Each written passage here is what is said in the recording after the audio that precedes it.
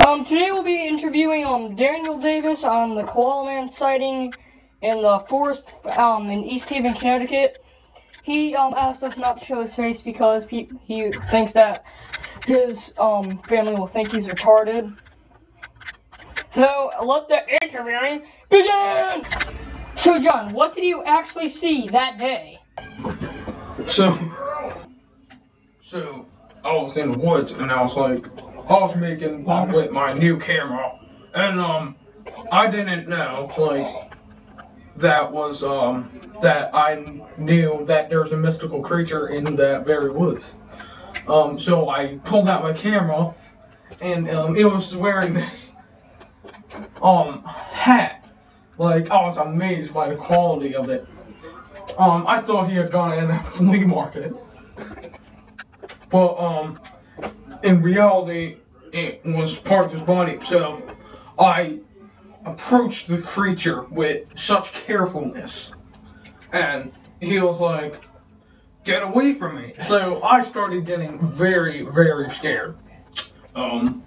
That same day I showed the footage to my fellow colleague of the Institute of Paranormal Science. And, he thought I was retarded.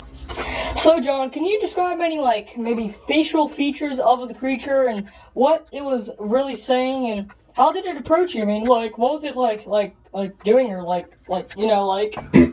So that's a good question. I approached it and it started saying some random things like, "Get that thing away from me, aha!" And it was very scary. I was freaking out. So I got closer to it, and it started getting out of the tree, and I started getting very scared because I thought it was gonna come and do some stuff to me. Also, I told my family about this, and they were like, "Oh, John, you're retarded." So John, did you know previously of anything about the Koala Man or where it lives and its feeding habits and crap like that? Just Koala Man. I mean, I had heard myths about this mystical creature coming out at unsuspecting people and grabbing them and turning them into sick wizards and sorcerers. I thought it was a bunch of BS because Bigfoot is I thought Bigfoot was fake, and I was just amazed when I first saw the creature. John, do you know that you are it was a koala, not a Bigfoot, and that sounded really retarded? Oh yeah. I just took some meth before I came here. But anyway, I had approached the creature and it started to come out of the tree. This was about many days ago. It started coming out of the tree, and then I started to run and I said, it's gonna eat me. That I was running for my life, and he came when I was in this bush. He came to the bush, and I started to run and out into the street. So John, once you made it into the street, did the Koala Man follow you? What happened when you went back to your home? Did it try to break in or something, or just tell us about? So it did break into my house later at night. I had my pet ferret named Scribbles.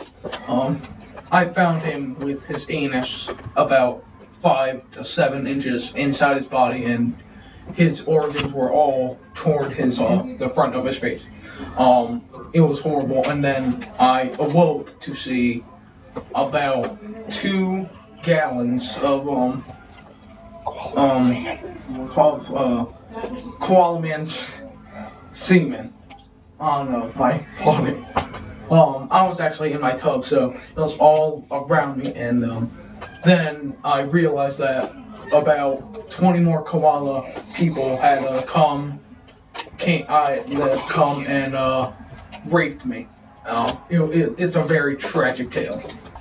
So John, have you ever been trying to get revenge on these koalas for what they did to you and your poor little ferret? Oh yes, I still hunt them to this day. I'm not sure. I have been back in the woods several times, and they have tried to stick their penis in my anus, but I've escaped with this this nice little pellet gun. I shot him in its nuts, and it started to release giant semen about this big, about one per, say, like 7 seconds. Yeah, so that's really the answer to this question. Did your ferret survive the attack after being raped by that koala man and having its organs ripped up to the front of its nose, or did you just get a new ferret? No, sadly, it did not survive.